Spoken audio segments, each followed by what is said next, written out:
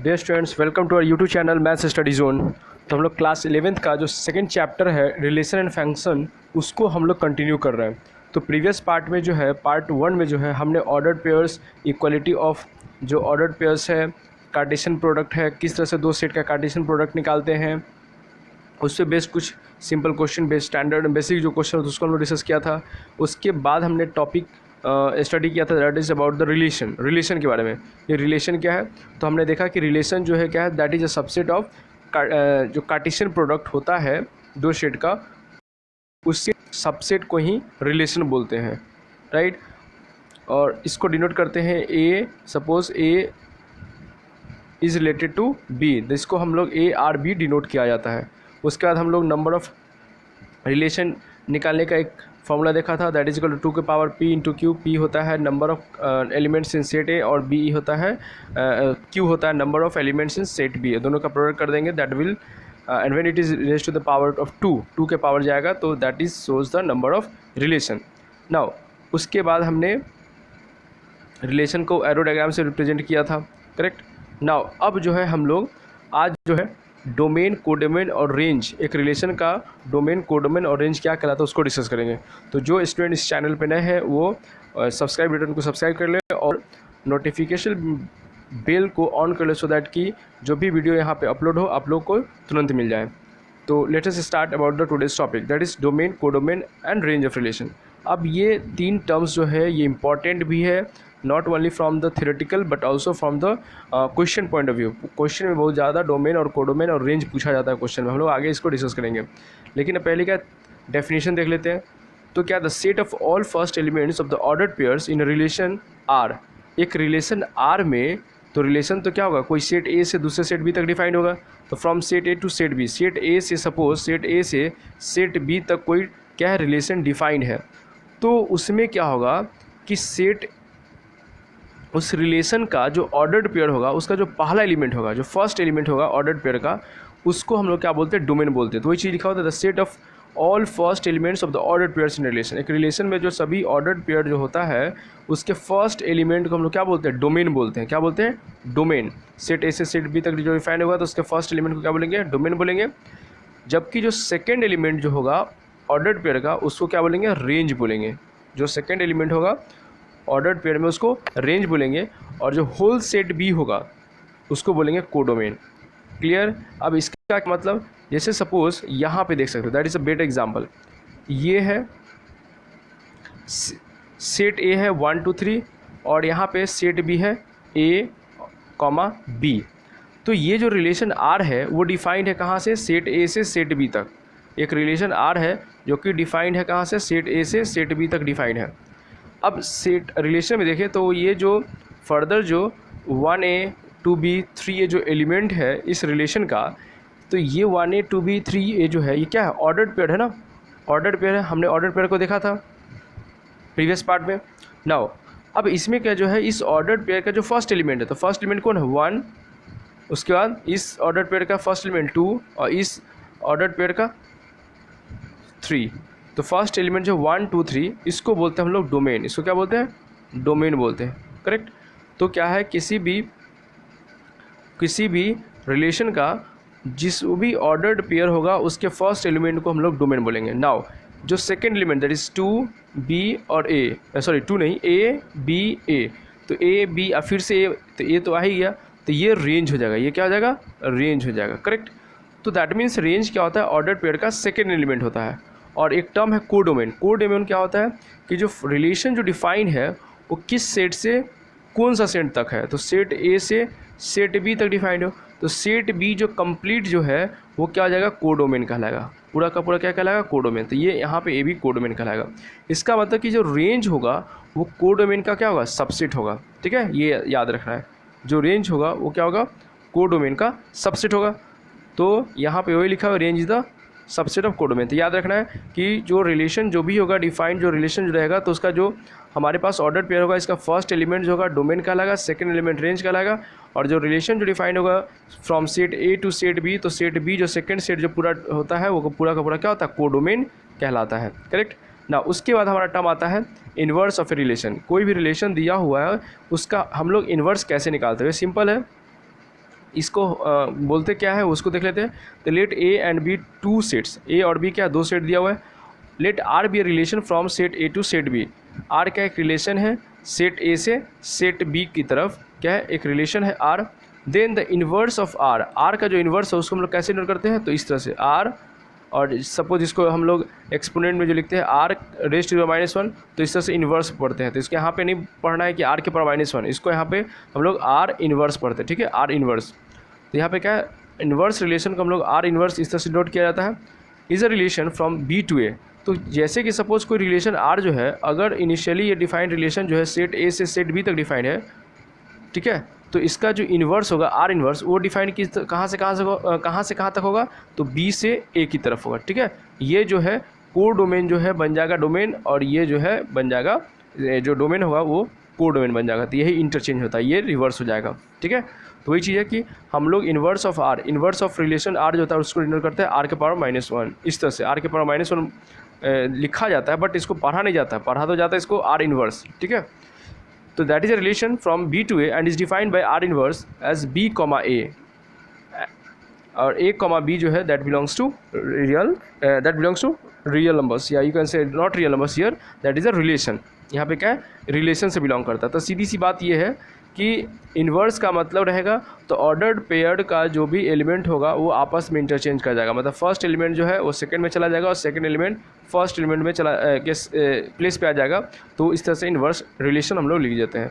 जैसे सपोज ए comma B जो है, ए कॉमा बी जो ऑर्डर पेयर का है एलिमेंट वो क्या है that belongs to what relation R, relation R से अगर बिलोंग कर रहा है तो अगर आर इन्वर्स बोला जाएगा, उस रिलेशन का आर इन्वर्स पूछा जाएगा तो वो क्या हो जाएगा बी कॉमा ए हो जाएगा, वो क्या हो जाएगा बी कॉमा ए। तो अगर A comma B belongs to R है तो इसको इंटरचेंज करो, मतलब बी कॉमा ए करें, बी के जगह पे ए आ जाए और ए के जगह पे बी आ जाए, ठीक है। तो बी कॉमा ए जो होगा that belongs to R inverse, ठीक है, वो आर इन्वर्स को बिलोंग करेगा। उसके साथ साथ क्या है कि रिलेशन का जो डोमेन होगा वो क्या हो जाएगा रेंज बन जाएगा किसका इन्वर्स का, ठीक है, रेंज बन जाएगा इन्वर्स का। क्योंकि ये जैसे कि सपोज हमारे पास कोई रिलेशन आर है इस तरह से 1,2, फिर सपोज 2,3 और 3,4, ये सपोज कोई रिलेशन है। अगर इसका आर इन्वर्स हम लोग लिखे आर इन्वर्स, तो आर इन्वर्स लिखेंगे तो क्या हो जाएगा इंटरचेंज करेगा। तो इसका ऑर्डर पेयर 1 2 है तो इसका क्या हो जाएगा 2 1, उसी तरह से इसका 3 2 हो जाएगा और इसका क्या हो जाएगा 4,3 हो जाएगा, करेक्ट। नाउ अब इस रिलेशन आर का अगर हम बात करें डोमेन, तो डोमेन कौन कौन सा हो जाएगा, तो फर्स्ट एलिमेंट 1 2 3 डोमेन हो जाएगा 1 2 3, और इसका जो रेंज हो जाएगा फर्स्ट का रेंज जो होगा वो क्या होगा, तो सेकेंड एलिमेंट 2 3 4, तो रेंज होगा 2 3 4, करेक्ट। अब आर इन्वर्स का देखिए तो आर इन्वर्स का डोमेन क्या होगा, डोमेन ऑफ आर इन्वर्स क्या हो जाएगा, तो फर्स्ट 2 3 4, तो यहाँ पे 2 3 4 हो जाएगा, और इसका रेंज जो हो जाएगा वो क्या हो जाएगा 1, सेकेंड एलिमेंट 1 2 3, तो 1 2 3। तो अब यहाँ से कंपेयर करो आप, तो इसका जो आर इन्वर्स का जो डोमेन है वो क्या है रिलेशन का रेंज है, और आर इन्वर्स का जो रेंज है वो रिलेशन का क्या है डोमेन है। तो इस तरह से क्या होता है आपस में इंटरचेंज हो जाता है, ठीक है। तो वही चीज़ है कि डोमेन ऑफ रिलेशन का जो डोमेन होगा वो क्या बन जाएगा रेंज बन जाएगा इन्वर्स का, और आर का जो रेंज होगा रिलेशन का जो रेंज होगा वो डोमेन बन जाएगा आर इन्वर्स का, ठीक है। जस्ट ये भी इंटरचेंज कर जाएगा। जैसे क्वेश्चन है question number 3, find the domain and range and inverse relation R inverse of the given relation दिया है 1,2, फिर है 1,3, इस तरह से 2 3 3 2 5 6, इस तरह से क्या है रिलेशन दिया हुआ है।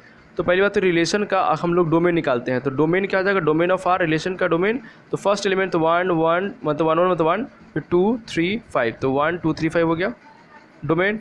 उसके बाद हमारा क्या है रेंज, तो इस रिलेशन का रेंज क्या होता है सेकेंड एलिमेंट, तो सेकेंड एलिमेंट कौन सा है हमारे पास 2 3 और 2 6, 2 3 और 2 6 मतलब वही जाएगा रिलेशन। तो यहाँ पे क्या हो जाएगा रेंज जो हो जाएगा 2 3 से हो जाएगा, हम लोग रिपीट करेंगे नहीं, राइट। हमको पता है कि सेट में क्या करता है हम लोग एक ही एलिमेंट को अगेन एंड अगेन रिपीट नहीं करते। तो रेंज हो जाएगा 2 3 6 और डोमेन हो जाएगा इतना।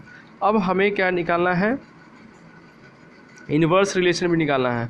तो आर इन्वर्स होगा, तो ये जो हमारे पास रिलेशन है इसका क्या होगा ऑर्डर्ड पेयर का जो फर्स्ट और सेकेंड एलिमेंट है वो इंटरचेंज कर जाएगा। तो 1 2 है पहला क्या है हमारे पास 1 2 है, तो यहाँ पे 1 2 है तो इसको क्या लिखेंगे 2 1, फिर 1 3 है तो 3 1, 2 3 है तो 3 2, 3 2 है तो 2 3 और 5 6 है तो 6 5। तो इस तरह से हम लोग क्या कर लेंगे, आर इन्वर्स लिख लेंगे। तो ये जो रिलेशन का जो इन्वर्स आया, इसका डोमेन अगर लिखना है तो डोमेन क्या होता है, फर्स्ट एलिमेंट। तो फर्स्ट एलिमेंट इन्वर्स में देखो तो 2 3, फिर 3 है तो 3 रह जाएगा, फिर 2 है तो आ चुका है, तो 6 है तो 6, तो 2 3 6 का हो जाएगा। आर इन्वर्स का इन्वर्स रिलेशन का डोमेन आ गया। और रेंज क्या होगा, सेकंड एलिमेंट। तो सेकंड एलिमेंट कौन है, 1 1 2 3 5। तो 1 2 3 5 इस तरह से रेंज आ जाएगा सेकंड एलिमेंट जो होता है से, करेक्ट। तो इस तरह से हम लोग फाइंड आउट कर लेंगे। और यू कैन चेक आउट कि यहाँ पे जो है जो रिलेशन है इसका जो डोमेन है वो इन्वर्स के रेंज के इक्वल है, और रिलेशन का जो रेंज है वो उसका इन्वर्स का रेंज जो है उसका डोमेन के इक्वल है, ठीक है। तो इस तरह से हम लोग रिलेशन और उसका इन्वर्स जो है आपस में रिलेटेड होता है। नाउ क्वेश्चन 4 है, find the inverse relation R inverse of the given relation. हमारे पास क्या निकालना है, आर इन्वर्स निकालना है। और रिलेशन दिया हुआ कि x y such that x y belongs to natural number and x plus 2y equal to 8। मतलब हमारे पास क्या है, इक्वेशन है x plus 2y is equal to 8। और यहाँ पे x और y का क्या ऑर्डर्ड पेयर आएगा, और दोनों का दोनों x और y क्या है, हमारे पास नेचुरल नंबर है। तो पहले तो हम लोग रिलेशन लिख लेंगे कि x और y का कौन सा नेचुरल नंबर के लिए ये 8 वैल्यू देगा। तो हमारे पास क्या है, x का अगर वैल्यू 2 ले तो y का वैल्यू 3 होगा, तभी नेचुरल नंबर दोनों है, दोनों सेटिस्फाई कर जाएगा। मतलब x plus 2y equal to 8 है। तो अगर suppose x equal to 1, suppose x equal to 1 put करोगे तो 1 प्लस 2y इक्वल टू 8। तो यहाँ से y का वैल्यू निकालोगे तो 1 हो जाएगा, तो 8 माइनस 1 7, तो 2y इक्वल टू 7, तो y का वैल्यू क्या आ जाएगा 3.5। तो y 3.5 आ गया। और यहाँ बोला है कि x और y दोनों का दोनों नेचुरल नंबर है, तो y तो 3.5 है, वो तो नेचुरल नहीं है। इसका मतलब x इक्वल टू 1 पे सेटिस्फाई नहीं करेगा। इसका मतलब कि x इक्वल टू 2 पे लगेंगे, लेके पुट करेंगे। तो x plus 2y equal to 8 है, तो x का वैल्यू 2 पुट करेंगे तो 2 प्लस 2y इक्वल टू 8, तो 8 उधर जाएगा तो 8 माइनस 2 6, तो 2y इक्वल टू 6। तो इसका मतलब y का वैल्यू 3 हो गया। That means we have got both has natural number x and y both, तो 2 3, तो एक 2 3 पेयर हो गया। तो रिलेशन में एक ऑर्डर पेयर क्या आ गया 2 3। उसी तरह से हम लोग एक और फाइंड आउट करेंगे हिट एंड ट्रायल से, तो एक दूसरा जाएगा 4 2 और थर्ड जाएगा 6 1। तो इस तरह से हमारे पास क्या है कि रिलेशन का ऑर्डर पेयर आ जाएगा 2 3 4 2 और 6 1। अब इसका आर इन्वर्स निकालना है, मुझे इन्वर्स रिलेशन निकालना है। तो आर इन्वर्स क्या होगा, ऑर्डर्ड पेयर में क्या कर देना है, एलिमेंट्स को इंटरचेंज कर देना है। मतलब 2 3 है तो 3 2, 2 4 2 है तो 4 2 है तो 2 4, और 6 1 है तो 1 6। तो इस तरह से हम लोग आर इन्वर्स लिख सकते हैं, correct. Now question number 5, let R be relation in N. हमारे पास एक आर रिलेशन है जो कि क्या है, एन में है, मतलब नेचुरल नंबर में है। Defined by x y belongs to what, relation x y जो रिलेशन से बिलोंग कर रहा है, x plus 2y equal to 8, x plus 2y equal to 8। Express R and R inverse as a set of ordered pairs. तो set of R and R को ordered pairs में show करना है। तो ये भी जो क्वेश्चन है ये सेम है that we have discussed above, वही चीज़ क्वेश्चन है, तो रिपीट हो गया question. Now question number 6, let A equal to x y z है, बी जो है ए बी दिया है, तो दो सेट दिया हुआ है। Find the total number of relation from A से बी में टोटल रिलेशन कितना होगा। तो पहले क्या है कि हम लोग रिलेशन पूछा गया है, तो रिलेशन क्या होता है, कार्टेशियन प्रोडक्ट का ये होता है, सबसेट होता है। तो हम लोग क्या करेंगे, पहले number of elements in Cartesian product निकालो। तो ए कार्टेशियन बी निकालेंगे, तो इसमें कार्डिनल नंबर कितना हो जाएगा, ए कार्टेशियन बी में टोटल एलिमेंट, तो n of A Cartesian B equal to formula क्या होता है, n A into n B, ठीक है, नंबर ऑफ एलिमेंट्स निकालने के लिए। तो एन ए कितना है, that is cardinal number of set है, तो 3 है, यू कैन सी 3 एलिमेंट है। अब बी में कितना है 2 है, तो 2, तो 3 2 जा 6। तो हमारे पास एन कार्टेशियन बी में टोटल 6 एलिमेंट होगा। तो अब इसका मतलब कि टोटल नंबर ऑफ रिलेशन क्या हो जाएगा 2 का पावर 6, तो 2 का पावर 6 कितना हो जाएगा 64। तो हमारे पास टोटल 64 रिलेशन जो होगा वो मिलेगा फ्रॉम ए टू बी हमारे पास इतने रिलेशन मिल जाएंगे, करेक्ट ना। उसके बाद हमारा अब है फंक्शन, नेक्स्ट टॉपिक है फंक्शन। अब फंक्शन जो इम्पोर्टेंट है, फंक्शन क्या है इम्पॉर्टेंट है, फंक्शन जो इम्पॉर्टेंट टॉपिक है, not from only the class 11th but also class 12th में भी फंक्शन आएगा, राइट नाउ। तो फंक्शन पढ़ने से पहले जो हम लोग ने पहले क्या देखा था कि पहले हम लोग सेट पढ़ा, राइट, सेट पढ़ा पहला चैप्टर में। और सेट से जो है हम लोग ने क्या किया, कार्टेशियन प्रोडक्ट निकाला, 2 या 2 से अधिक सेट का क्या है कार्टेशियन प्रोडक्ट निकालेंगे। तो सेट से कार्टेशियन प्रोडक्ट, कार्टेशियन प्रोडक्ट से हमने निकाला रिलेशन, ठीक है, रिलेशन पढ़ा, मतलब रिलेशन क्या है, सबसेट है कार्टेशियन प्रोडक्ट का। अब रिलेशन का सबसेट जो बनेगा वो फंक्शन बनेगा, ठीक है। तो यही चीज़ है, इस तरह से ऑर्डर में आ रहा है, पहले सेट फिर कार्टेशियन प्रोडक्ट और फिर कार्टेशियन प्रोडक्ट से रिलेशन बना, और रिलेशन से हम लोग अब फंक्शन पढ़ने वाले हैं। तो फंक्शन क्या वो देखेंगे। तो let A and B two non empty set है, हमारे पास दो सेट है ए और बी, दो ए और बी क्या है, दो सेट है, दोनों का दोनों क्या है, नॉन एम्प्टी है, मतलब वो खाली सेट नहीं है, उसमें कुछ ना कुछ एलिमेंट है।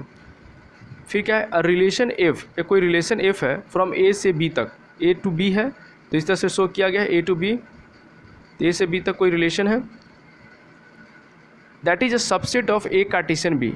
ए आफ्टर ऑल क्या है, ए कार्टेशियन बी का सबसेट है, क्योंकि रिलेशन जो बनता है वो क्या है, ए कार्टेशियन बी का सबसेट ही होता है।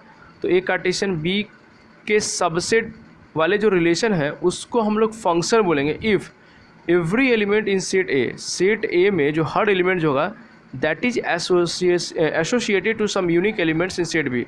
अगर सेट ए का हर एलिमेंट जो है, सेट ए का हर एलिमेंट जो है वो सेट बी के कुछ ना कुछ एलिमेंट से एसोसिएटेड होगा, मतलब मैच्ड होगा, तो वैसे रिलेशन को क्या बोलते हैं हम लोग, फंक्शन बोलते हैं। जैसे कि कार्टेशियन प्रोडक्ट हम लोग निकालेंगे सेट ए और बी का, तो एक कार्टेशियन बी आ जाएगा।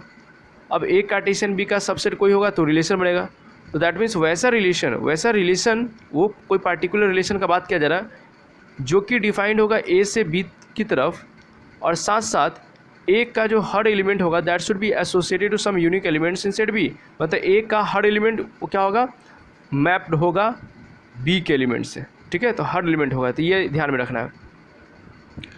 तो फंक्शन को हम लोग कैसे रिप्रेजेंट करते थे, एफ, फंक्शन एफ ए से बी तक डिफाइंड है, सेट ए से सेट बी तक, it is read as f is a function from A to B और f maps A to B, तो इसको हम लोग ए टू बी बोलते हैं, फंक्शन डिफाइंड है, या फिर फंक्शन जो मैप है फ्रॉम ए टू बी। देखिए चीज़ है ना। अब क्या है हमारे पास, नोट में है the set A is known as the domain of f. तो जो फंक्शन जो डिफाइन होगा तो उसमें सेट ए से सेट बी तक जो फंक्शन डिफाइन होगा, तो पहला जो सेट होगा उसको क्या बोलेंगे, डोमेन बोलेंगे, पहले सेट को क्या बोलेंगे, डोमेन बोलेंगे, करेक्ट। और जो सेकेंड सेट होगा बी, जैसे सेट ए से सेट बी तक डिफाइन होगा, तो ए वाला तो हो गया डोमेन, और जो सेट बी होगा उसको बोलेंगे को डोमेन। उसको क्या बोलेंगे, को डोमेन, किसका, फंक्शन का पहले वाले सेट को बोलेंगे डोमेन और सेकेंड वाले सेट को बोलेंगे को domain. The set of all function images of elements of A is called the range of F. अब जो फंक्शन जो डिफाइंड होगा उसमें डोमेन का वैल्यू पुट और कर दें उस फंक्शन में, तो जो वैल्यू मिलेगा वो रेंज कहलाएगा, ठीक है। वो क्या है, रेंज, वो हम लोग डिस्कस करेंगे अभी रेंज के बारे में। तो उसको रेंज भी बोलते हैं, फिर image set of A under F, set A का इमेज बोलते हैं फंक्शन के अंडर में। तो जैसे कि सपोज हमारे पास ये एरो डायग्राम से क्या है, इस तरह से फंक्शन रिप्रेजेंट किया गया। सेट ए में कौन कौन सा एलिमेंट है, 1 2 3 है, और सेट बी में कौन सा एलिमेंट है, ए बी सी है।